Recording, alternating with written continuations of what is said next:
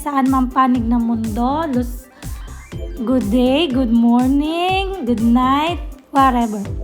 So, for today's update, dahil nga kalilipat lang namin sa new house namin, so yung mga succulents ko, kailangan kong i-repot. Meanwhile, yung aking mga nag-ready din ako ng paso para sa paglilipatan nila. So, ayan, new soil. Bumili din ako ng new soil para fresh lahat. Ayan, so akin nang sinet up para maganda na ang paghihigaan ng aking mga nagagandang succulents. So, for the meanwhile, dahil nga malago na yung aking CRASSULA, so nagpropagate ako ng kanyang mga dahon. So, yung mga yan, dahon lang yan na medyo inilibing ko ng konti yung ilalim nila para mag-produce ng root o ugat. So, ang tawag dyan is propagate o propagation. So, sa lahat ng ang pangalan niya is CRASSULA, money maker, VARIEGATA. So, sana nga money maker itong aking CRASSULA. So, sa lahat ng uri ng succulent, ito ang aking pinakagusto dahil ito lang yung meron ako. Char, joke lang. So, meron akong iba't iba syempre, pero ito kasi yung favorite ko. Kasi ang bilis niya lang mabuhay, ang bilis niyang lumago. Tsaka yung pangalan niya, nakaka-excite kasi money maker ko, no? So soon, sana bigyan mo ko ng maraming money, CRASSULA. So ayan siya, malagong-malago siya. So in-scattered ko yung mga dahon niya, pinitas ko. So ipo-propagate natin siya or propagation. So these mga dahon, from 1 day to 45 days, kailangan siyang nakalibing lang ng kaunti. Konti lang, kasi para lang siya mag-ugat. Actually, pwede rin siyang air lang, nakahiga lang sa lupa, pero mas preferred ko yung medyo nakabaon. Siyempre kahit saan naman, di ba, mas maganda yung nakabaon. Char! Joke lang. So, ayan na siya. I-start ko na siyang i-repot. So, puro siya CRASSULA. So, sa mga mini paso ko, favorite ko talaga siya. So, meron din akong Haworthia at saka ang Jade. Ang Jade kasi, maganda siya, magandang succulents din, pero hindi siya pwedeng direct to sunlight kasi tumatamlay siya. Yung kanyang mga dahon, bumabagsak. So, ililipat ko din siya. Ililipat ko siya, medyo ilalagay ko siya sa loob ng bahay. So, indoor plant muna ang aking Jade. Bawal siyang ma-expose kasi tumatamlay ang kanyang mga dahons. So, ang aking ipopropagate syempre yung CRASSULA ko. Ayan, naka-ready na ang inyong paghihigaan. Ayan. So, ang aking Haworthia na parang aloe vera siya. Hindi siya lumalaki. So, ayan na. I-start ko na. Hindi ko alam kung ibabaon ko siya together with the mini paso or tatanggalin ko siya. Kasi ako palipat-lipat Baka mamaya sa next na araw na naman, makakita na naman ako ng bagong paso. Ilipat ko na naman siya. So, palipat-lipat. Nai-stress yung mga succulents ko. So, ayan siya. So, I decided na tanggalin na lang sila sa paso. So, doon na lang sila. Malaya yung ugat nilang makalibot-libot para mas mabilis na mag-grow yung mga root, whatever. So, roots kasi madami, char. So, ayan, mga kakorasones, tatanggalin ko siya. Ayan yung kanyang katawan, stem. So, dyan mag-uugat, ugat-ugat. Pag-uugatan ng lahat ng ugat. Char. So, ayan.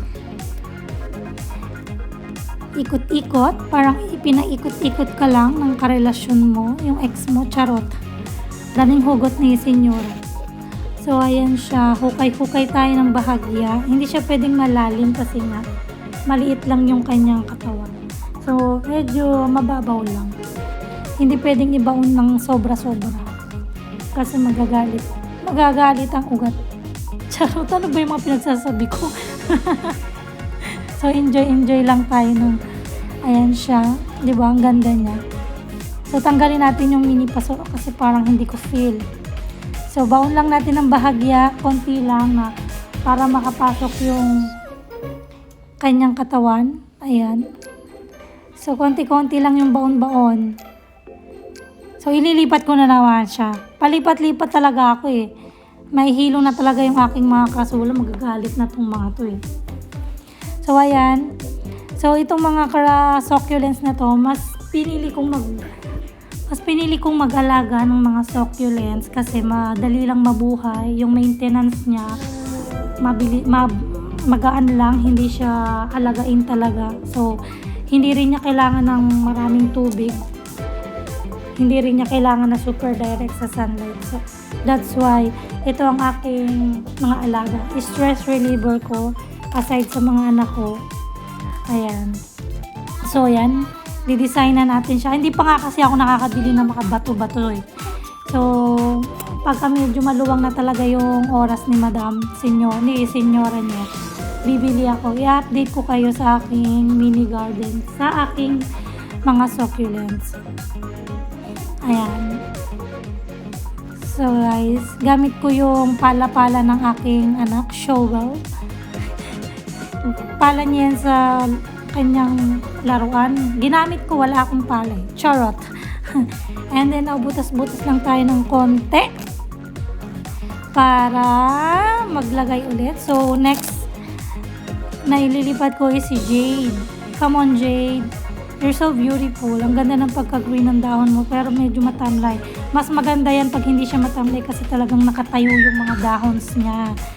Ayan, mga kakorasones. So, kayo, kung meron kayong mga time, bili kayo ng succulents. Masarap siyang tingnan, alagaan at i-display sa bahay kasi nakakaakit talaga siya. Nakakaganda rin ng vibes. Ayan. So, tuloy-tuloy lang ang aking paglilipat. Lumipat kami ng bahay, so bago din yung kanilang pasok. Bago din yung lupa.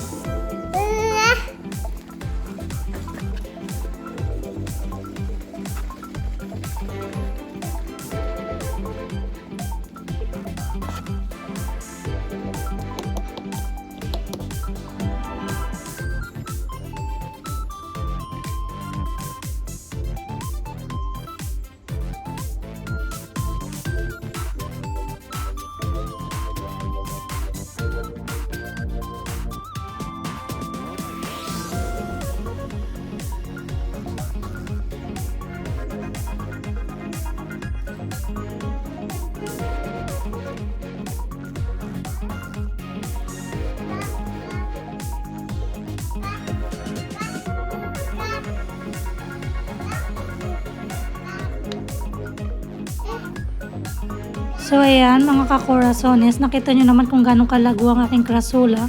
Parang kasing lago din ng aking pagmamahal sa aking asawa. Char! So, mapapawaw ka na lang talaga.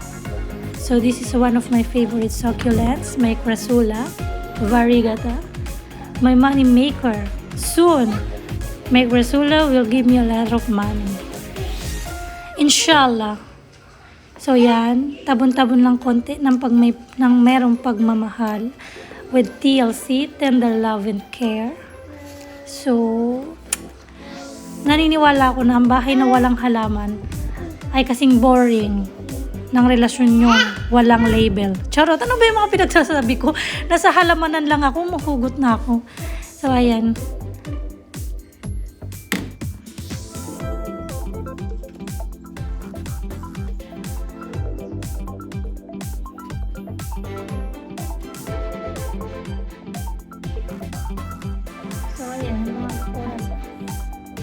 Ililipat ko din ang aking CRASSULA, ang aking hawartia. So, ito siya is like family also ng aloe vera. So, ililipat ko siya sa loob ng bahay. Nagugugat-ugat-ugat na siya. Ayan na siya. Hindi sila pwedeng expose sa init ng araw kasi nag-iiba yung color. Siyempre, ayoko na matay na kung saan. So, in tender lang talaga siya. So,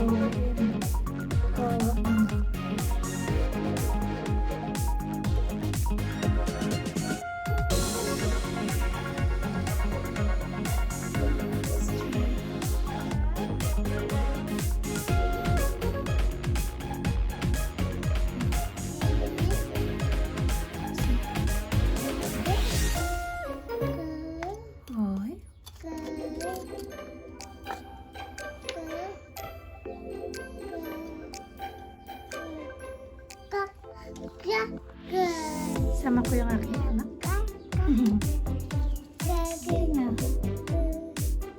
You will help mommy. Can you do a video to mommy?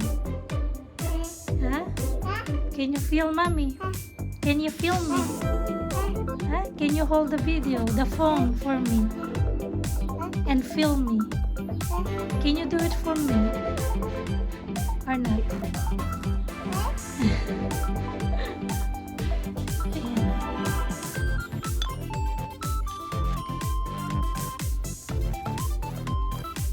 So, lagyan natin siya ng buko.